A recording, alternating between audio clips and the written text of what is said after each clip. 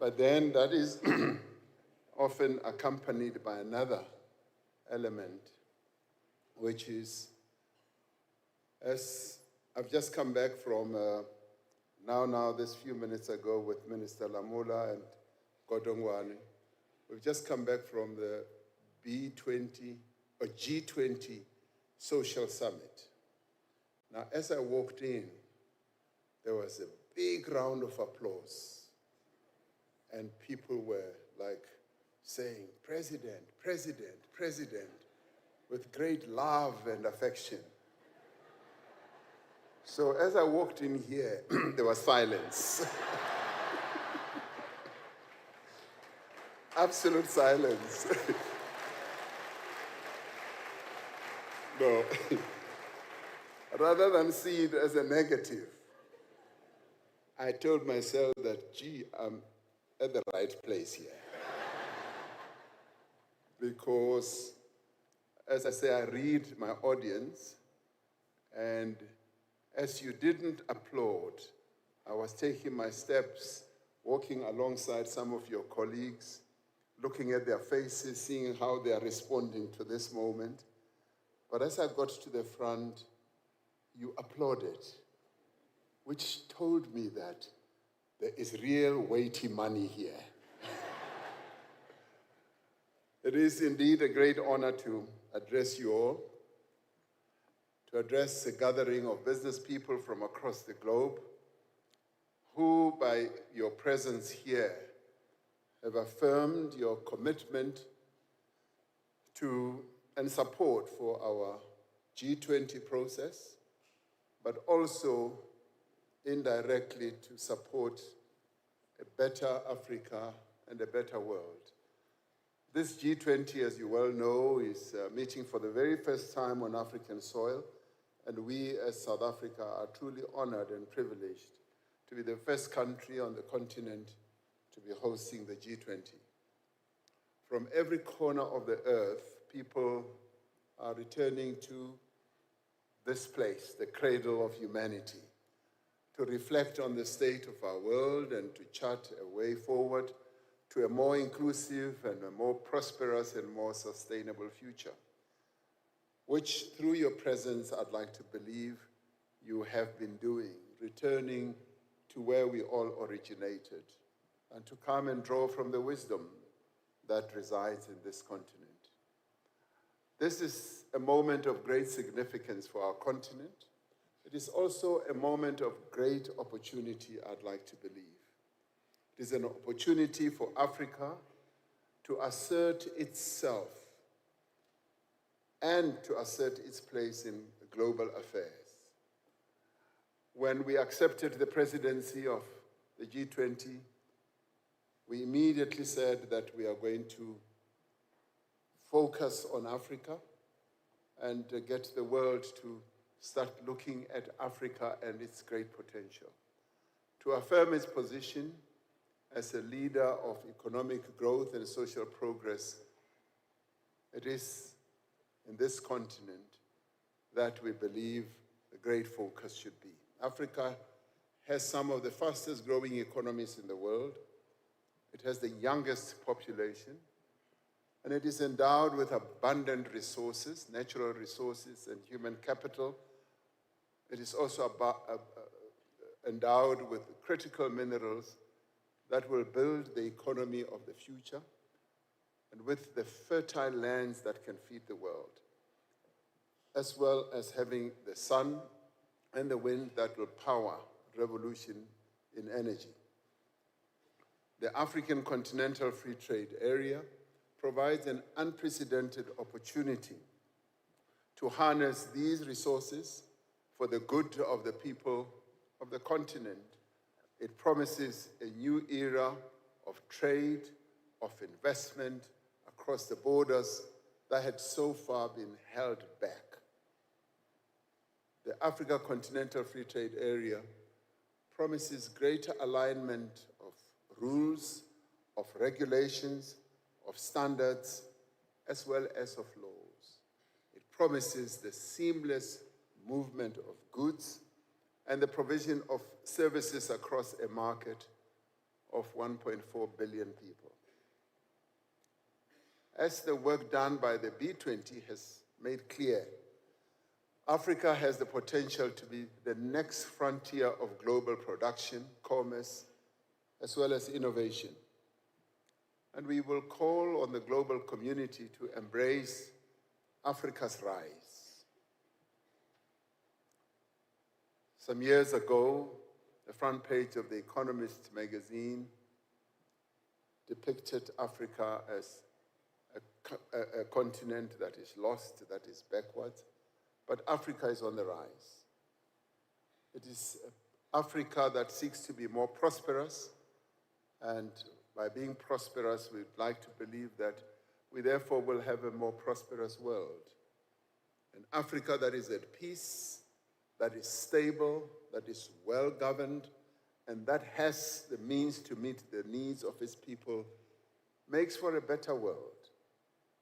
If the G20 is to realize its mission of fostering a more stable and prosperous world, a mission which was its original mission, then Africa's growth and development must be made a priority. This calls for investment in infrastructure and industry. It calls for investment in the people of this continent, especially the young people. It calls for technology to be spread around. It calls for a massive increase in finance for climate action and a just transition for African economies. Now, Africa's growth and development calls for a more deliberate and more decisive action towards debt sustainability on the African continent. Many African countries are unable to invest in their people. They are unable to invest in infrastructure or in productive activity because of the cost of servicing their debt. Removing their burden of debt will unleash the potential of many African economies and the contribution that they can make to global growth. This task has been bolstered in recent days by the release of the report of the Africa Expert Panel that is chaired by former South African Finance Minister Trevor Manuel, whom we asked to corral a number of experts, both on our continent and outside of our continent. The panel's report highlights the high cost of capital that is faced by African countries, which are higher than in other regions with similar fundamentals. It recommends measures to mobilize significantly more concessional funding from multilateral development banks and African trade and finance institutions. The report says that we need to address biased risk perceptions of Africa by mandating greater transparency and accountability from credit rating organizations or agencies. Taken together, the detailed recommendation of the expert panel could create the conditions for an investment boom on our continent. Through its deliberations over the past year, the B20 has done much to reinforce the value of Africa's rise.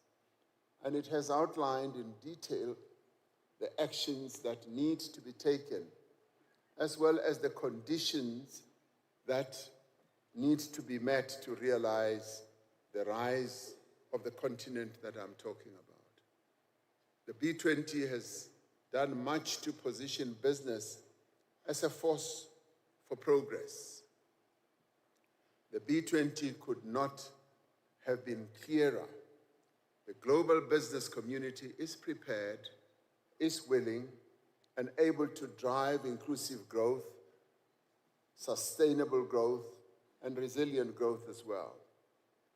The global business community has made itself a reliable partner, keen to work with governments, with multilateral bodies, with social partners, and with communities in pursuit of the common good.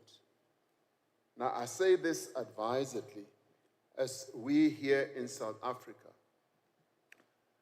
have developed a culture and a good practice of working together with business, where we build a partnership, or we have built a partnership that is somewhat institutionalized, and where we work together.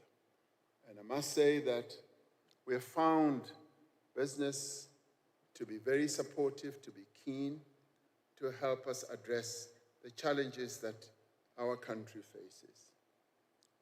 But in the course of that, we've also, as a government, been able to build partnerships with labor, with civil society, and we found this to be really, really effectual. B20 has made it clear that growth must be inclusive. And we've been pleased that here in South Africa, our business compatriots have also made growth, inclusiveness to be their goal and priority. Those who have been marginalized, women, youth, persons with disabilities, and the unemployed, must become active and must become beneficial participants in the economy, whether at national level and also whether at global level. This is a matter of social and economic justice, but it is much more than that. It is an opportunity to harness the capabilities, the talents, and the effort of billions of people to unleash the productive potential of humanity. This calls for an approach that invests in people.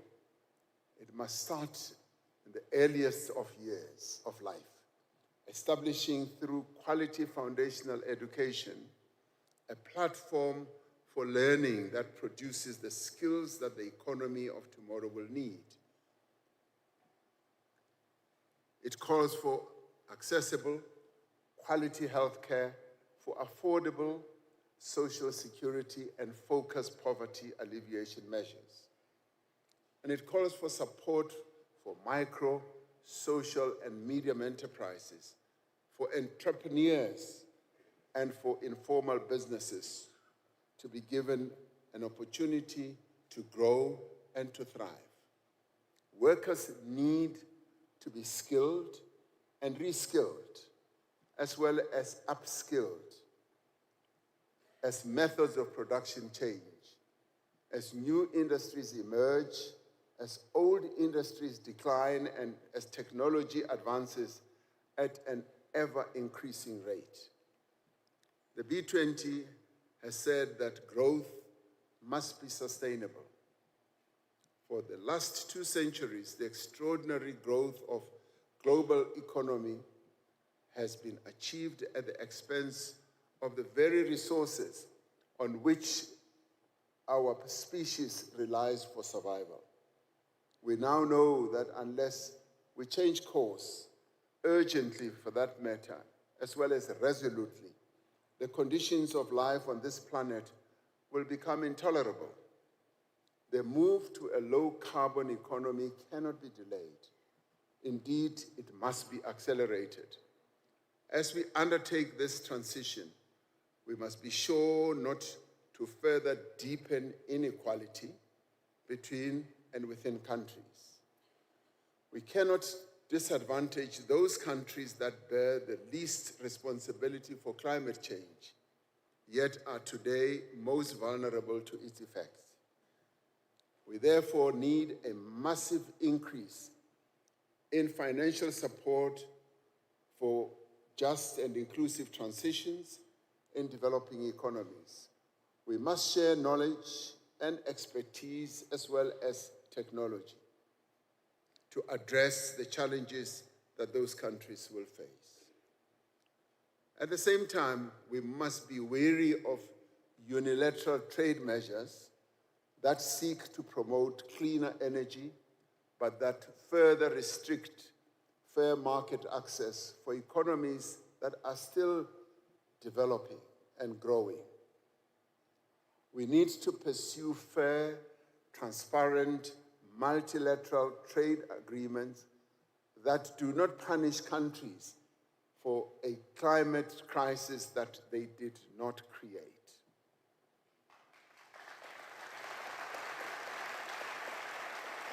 Now, from the experience of recent years, we are clear that growth must be resilient, and that is clear.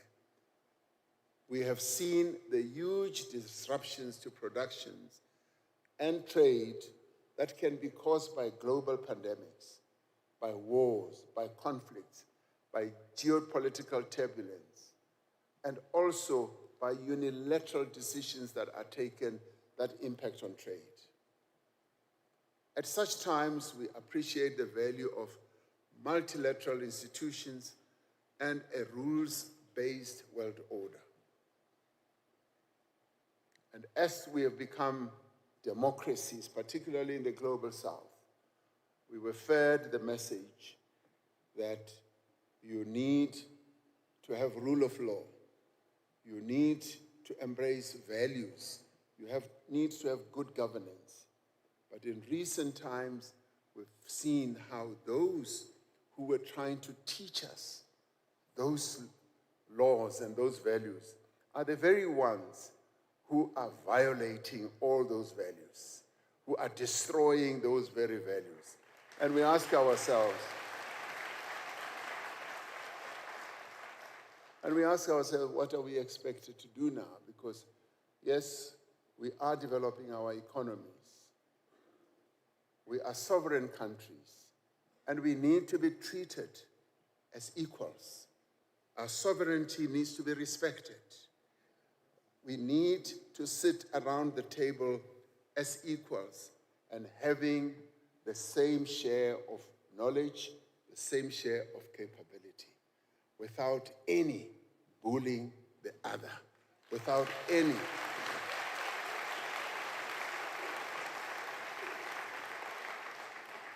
For in the past, for most of us in the global south, we were colonized. We were not even allowed a moment around at the table. We were not even allowed to be in the room. And we've now been arguing that we would like to be in the room. And we appreciate the importance of diverse and resilient supply chains, regulatory coherence, and predictable trade relations. As we work to reinforce the resilience of our economies and the resilience of the global economy, we must direct greater effort towards multilateralism and strengthen the multilateral system, but also in doing so to reduce the inequality that manifests itself in many ways.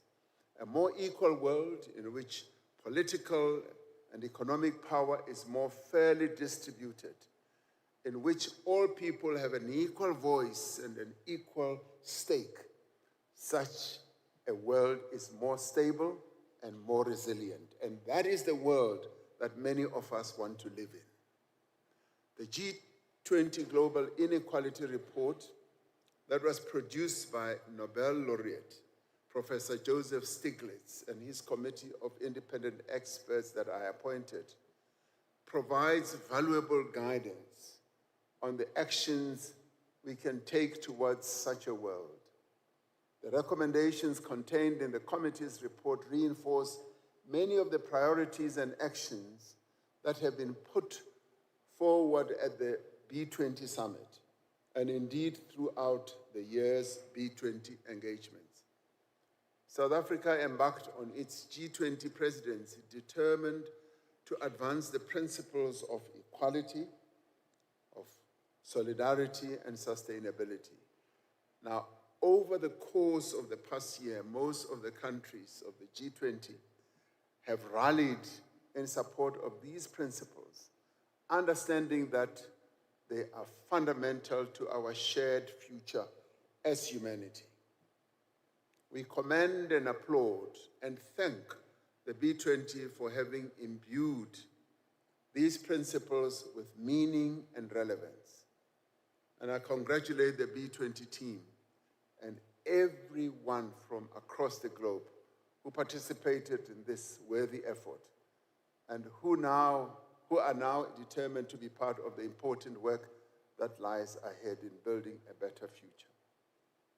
As I said, I've just come back from the G20 Social Summit, attended by some 5,000 people. This was a process that was started by President Lula da Silva, President of Brazil, as Brazil was the president of the G20 last year. We decided that we would like to take it forward. And taking it forward has been one of the most worthwhile decisions we have taken, because we realized that out there were a number of communities, a number of partners that we should have who are hungry to put their views forward.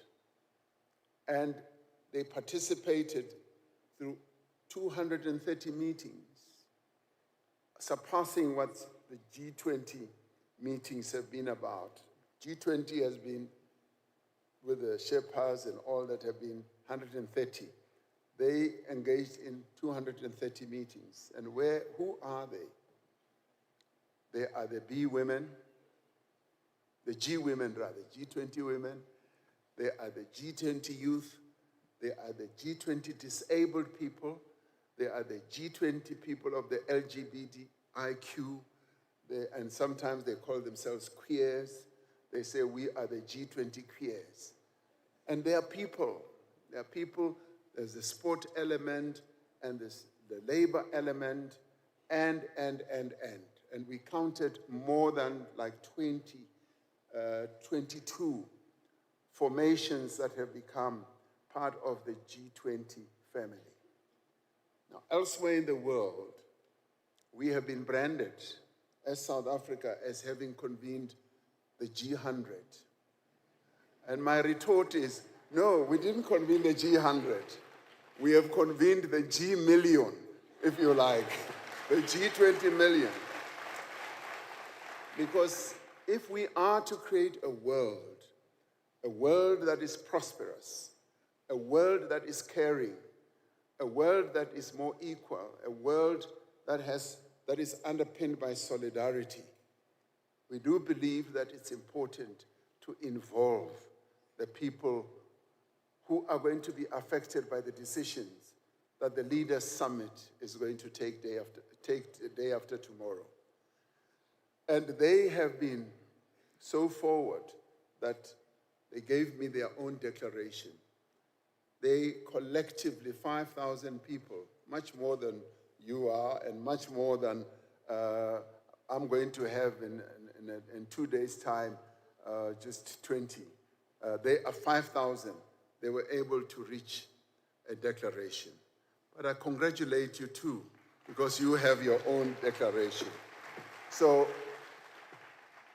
we are very pleased with the participation that we have seen. It's been rich, it's been deep, it's been meaningful, and I'd like to thank you all as the B20 for having honored South Africa. By your participation, I believe 45% of the people participating here are from other lands or other countries. With the Social Summit, there were 20% participants from other countries. So you are much better than what the Social Summit produced. But thank you so much. For me, this is a real honor. And I will not talk about what smell I am now sensing here, because I smell consensus. I smell real agreement on the issues that you set out to do. Thank you very much.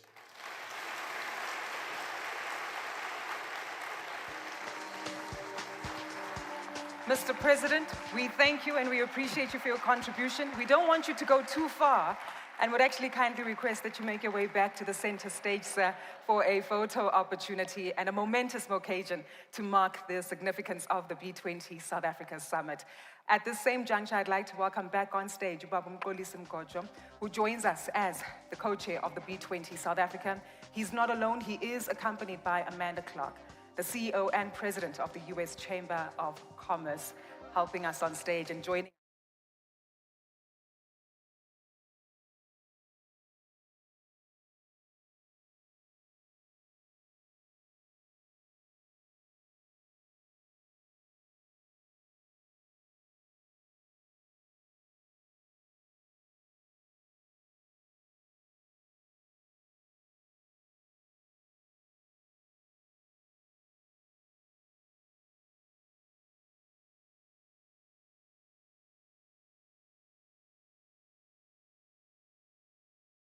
At the opening of the B20 South Africa Summit, I had a talking stick in my hand.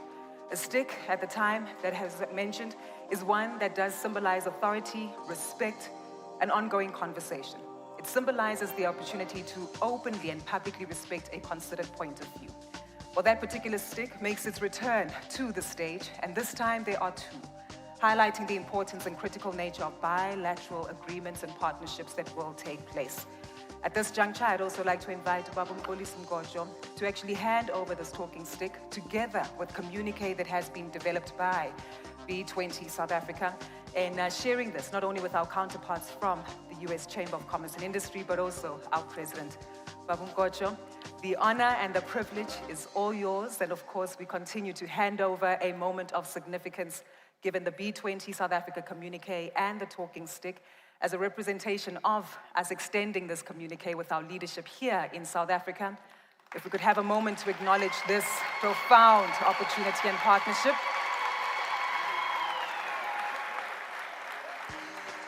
Please stay on stage, Mr. President, and as we also hand over officially to Ms. Suzanne Clark, representing the US Chamber of Commerce and Industry.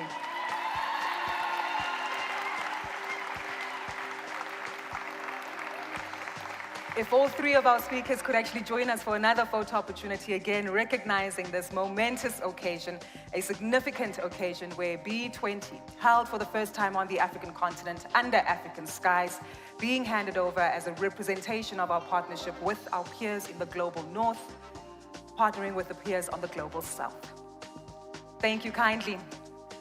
Mr. President, we thank you and appreciate your time this afternoon. Please do take your seat. And Suzanne, if you also take your seat kindly, ma'am, we'd appreciate that. Ubaba Mgojo will now join us on stage at the podium to share and reflect on the momentous occasion that we've just witnessed. This will give us clarity and context regarding not just the handing over of the talking stick, but deeply, truly, what it represents together.